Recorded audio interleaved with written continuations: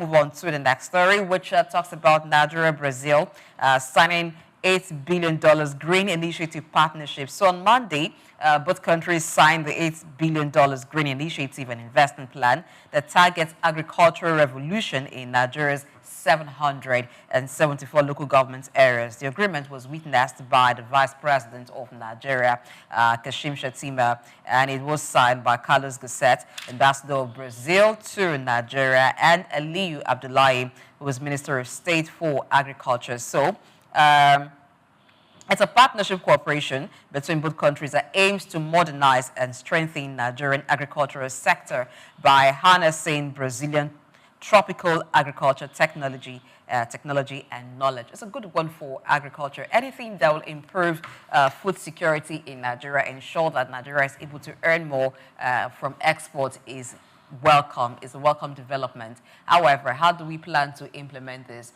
What areas do we want to put this technology to use, and what would be the benefit for Brazil that's bringing this technology? Well, if you look at it, Nigeria, Brazil, we were together in the non-aligned movement.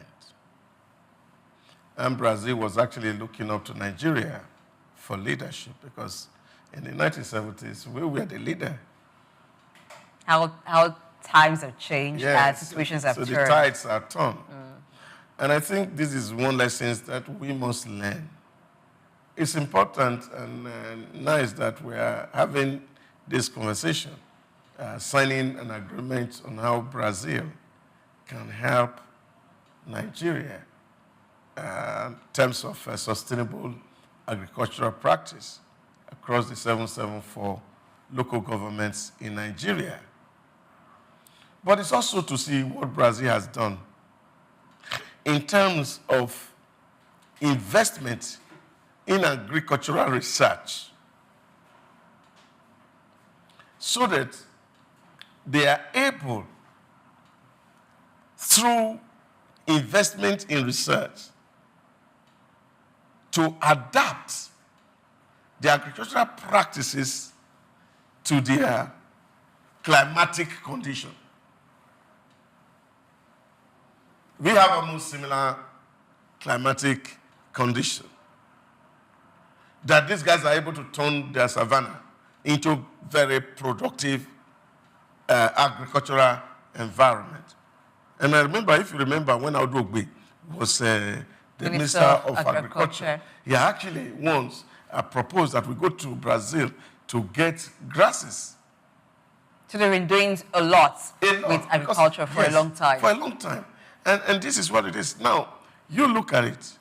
We have NIFO, all palm research. We have Rubber Research Institutes. The question to ask is, how are we funding these agencies? We have what they call river basin authorities. What is the funding level for this agency? What is the level of their oversight? Because I'm not thinking Brazil is going to, they can value the technology, but then of course you have to fund those things to ensure that this really work. And I don't think these are really rocket science. There's NIA in Ibadan. And we have so many of them scattered around Nigeria. But when you go there, there's nothing that is significantly happening. And again, from where we come from a while ago, is the fact that leaders are not prioritizing economic development, food production. And as long as we have access to other people's what they are doing, and of course we have the money to share to be able to buy it, we're good. And this is why when recently the borders are open for grains to come into Nigeria, it was really very worrisome. And people are having to say, oh, you see, we cannot stay here for too long. But you ask yourself, for example, basic grain like maize, it takes like 3 or 4 months. So why can't we have that maybe 3 times a year? Yeah, rice, same. So we have the land that we can actually invest in.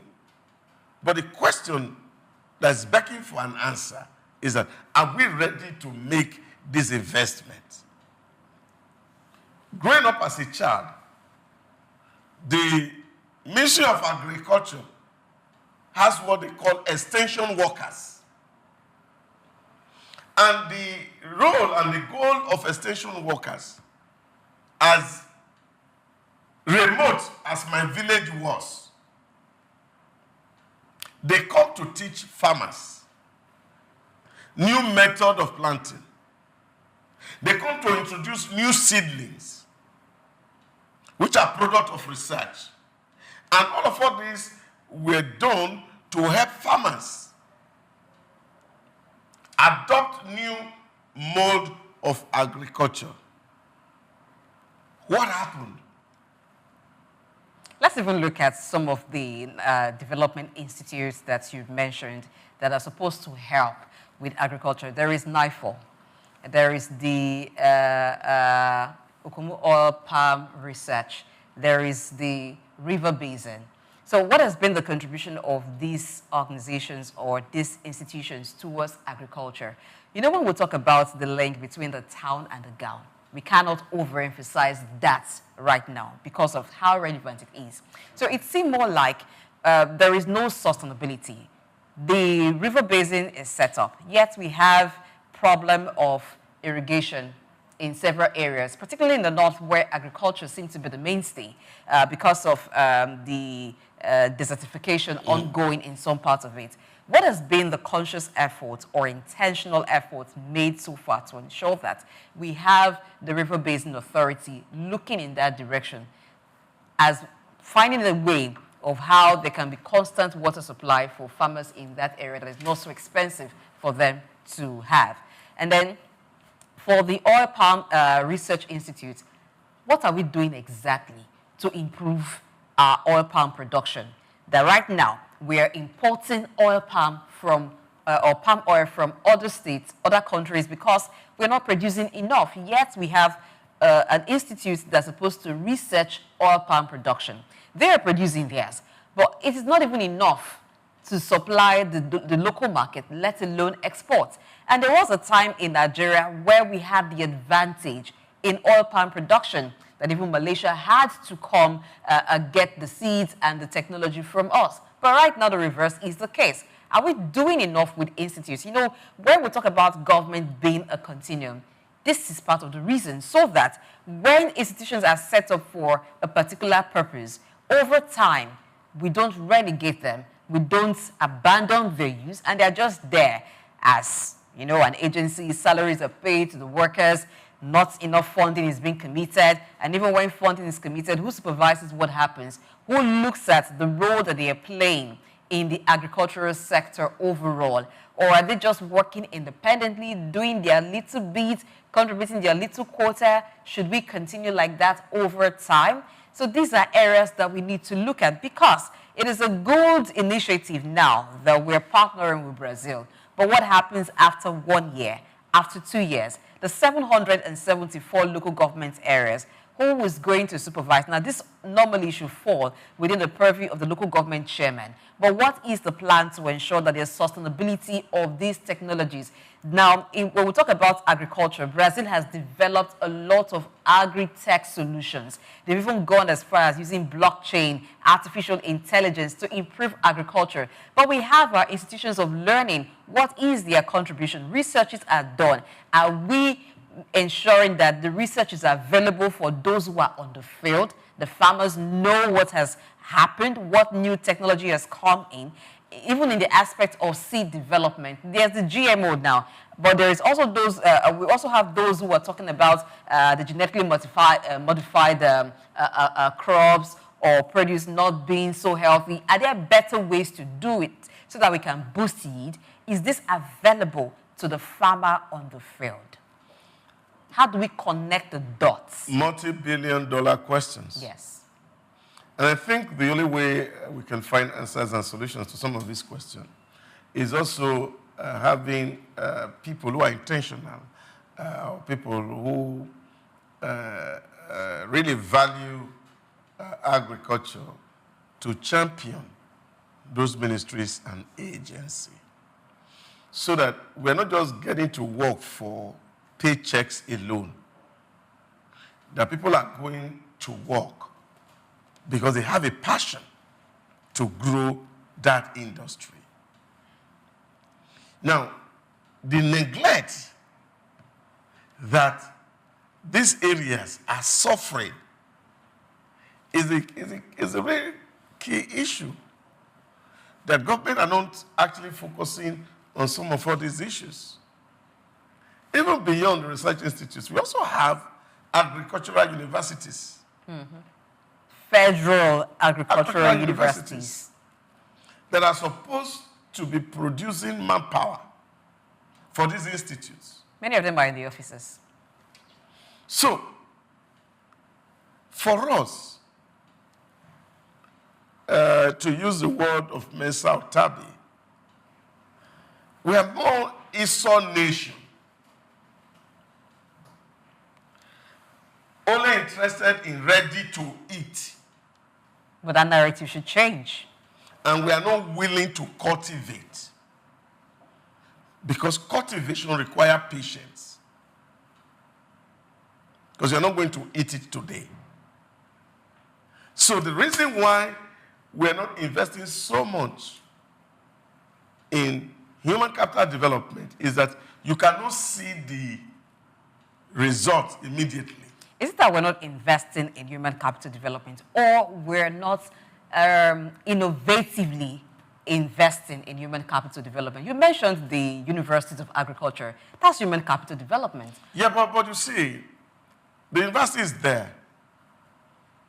And then you need to go to those universities and see the level to which research is funded. Now, when you look at the University of Agriculture, for example, in Nigeria, what products can you say is coming from the institution? Some of them have poultries. How many crates of egg are they able to sell? Now, these are the questions that you have to ask yourself, because there's no intentionality on the part of government to actually invest in these institutions. Just like a regular university, same thing. Funding is a problem. And the reason why we are not funding this institution is exactly what I'm alluding to. The politician wants something that they can use in campaign. So it's easier for them to say, oh, I built this road. I changed this electricity pole from wood to concrete. That's what the electorate can easily relate with or relate to. But when you say, oh, I've invested in building human capital, the electorates are looking at where the capital is. And they can't find it because it's intellectual property. So this is the dilemma politics found itself in our climate. And so, because if you invest, you are not likely to get the return, even in your tenure. It can be 10 years, it can be 15 years, it can be 20 years. And the politician would want the results attached to their names. Yes. So the breakthrough can come immediately. And so it cannot become handy for you during campaigns to say, oh, this is what I've done. So you're trying to see things that people can see. So you can go and build stadium where people don't even play football. Are we part of the problem in this? Is the society part of the problem in this? What we assess, what we approve and consider to be progress. You talked about if the politician is to say, I invested in human capital development, the question would be, what is human capital development? Is it that we haven't grown to know what human capital development is and appreciate its importance, to be able to value investment in human capital development? are we a physically moved people that it is when we see structures on the ground, things we can point to, tangible things that may not actually give us more value than the intangible? Is that a societal problem? Is it also an educational problem? Well, I don't think it is. If you follow the trend of the elections in 2023, a lot of people who were rooting for Peter Obi were not rooting for him because he had fantastic infrastructural development. A lot of people who rooted for him was the fact that he can tell people that when he became the governor of Anambra State, for example, in terms of performance in WAEC, they were number 26. And by the time he was leaving, he has moved them to number 1. But we won't count that as anything. Yeah. Yeah, but... No, I'm saying that people will not really applaud that. At the time he was a governor, people didn't see the relevance. But benefit of the hindsight, people can see that, oh, that's really true. Anambra used to be 26. They actually came to number 1. So which means there was something he did. And that's why people say, for any shift in paradigm, in the time that is being conceived, people don't welcome it. They don't welcome that shift. People will only appreciate it years later. You understand it? When Galileo said the earth was fair as a way of thinking, if you follow Thomas Kuhn's book, The Structure of Scientific Revolution, the church excommunicated him for standing against the things that the church believed at the time, that the earth was flat. But today, we all know that you will not study geography without anybody telling you that Galileo said and discovered that the earth was spherical. Now, what it means is that at the time you are introducing these changes, people are not going to appreciate it. But the truth is that they will outlive your relevance. But this is why a lot of people also have been thinking that this two-term or two-tenure political system is also affecting us. That if political leaders, for example, are not considering a second tenure, chances are that they are going to do better. But there is the argument, too, that one tenure may not be enough to put structures on the ground and finish the work or establish the work that they've done. So you still have people who tell you that when a leader has done what they say, give the person another tenure to finish the work, to complete. If we have this particular leader for another tenure, we would benefit so much more. I think I will follow the words of the Esama of Benin, who once argued that if a student fails, he's given the opportunity to repeat. So those who are repeating are people who have failed. and that's the truth, and that for me is the reality. It's people who fail that repeat. But we have many who are repeating class globally. Yeah, yes. There's also Donald Trump who's repeating class.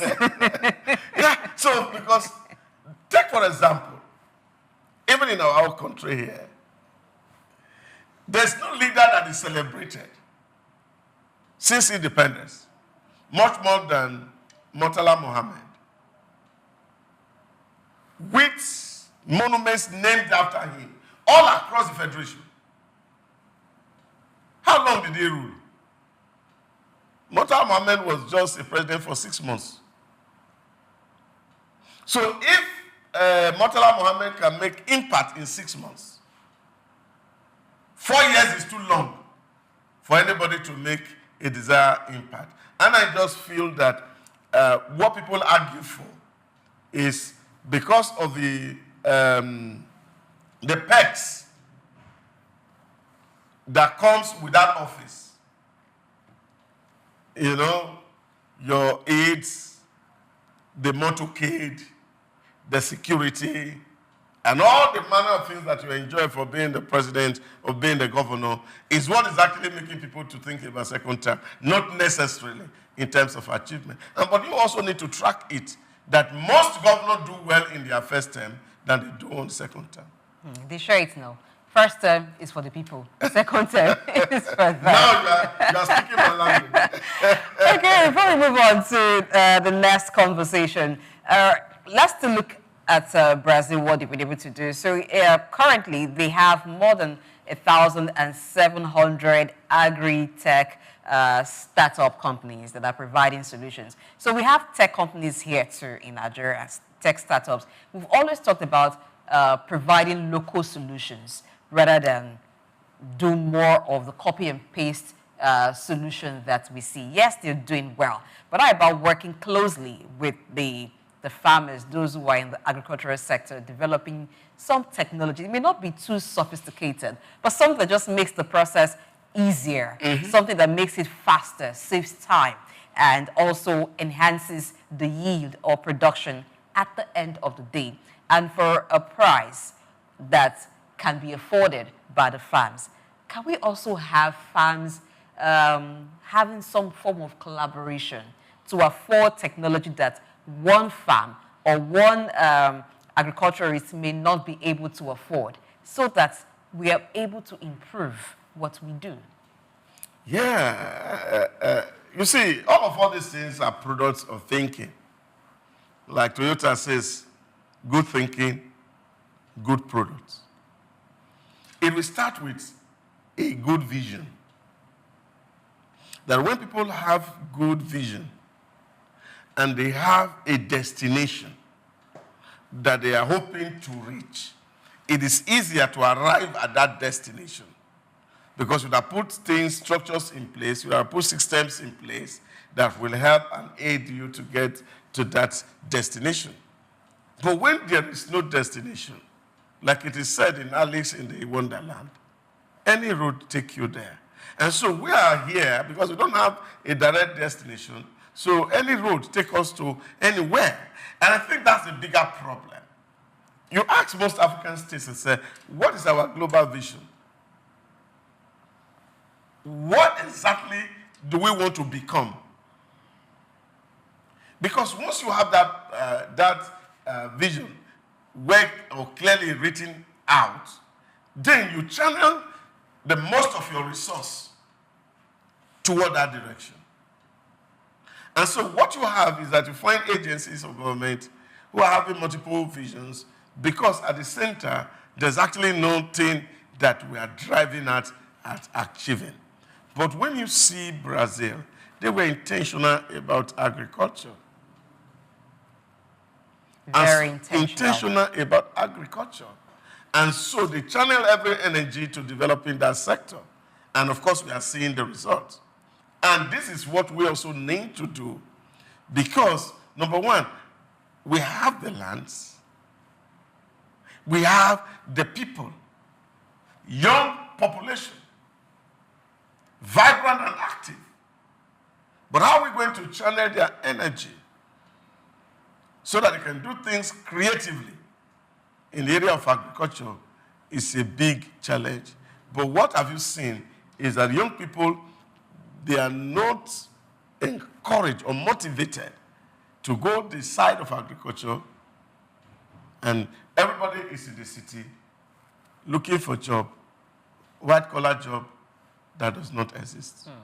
Another thing is modeling. Why the young people don't seem interested in agriculture is modeling. What pictures are they seeing of those who are involved in agriculture? They're seeing pictures of people who work on the farm looking dirty, looking so stressed, and some of them have also seen how strenuous the work is. So that strain is what is even pushing some of them away. But if they see that there's technology involved and it's not as strenuous as they saw it or they pictured it, and they see people into agriculture looking good as well and making a lot of money, trust me, the young people want to get into it. a blessing face on an agricultural magazine. Oh, yes. And we do have some of them. And see the number of young people who want to come to that farm. Yes, we do have some of them who are into it and they found better ways, improved ways of having their practice. But there are not many.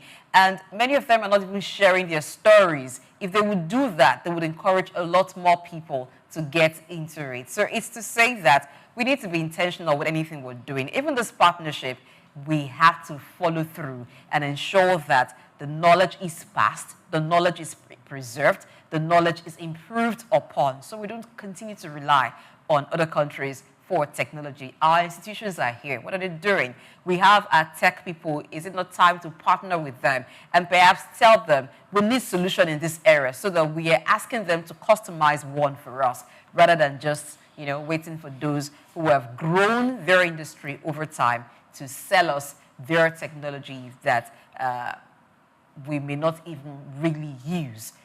Out of the 774 local governments, are we sure that we're going to have that technology in consistent use in all of them? Well, if we do, it will mean that there's more yield, more productivity for Nigeria's agricultural sector.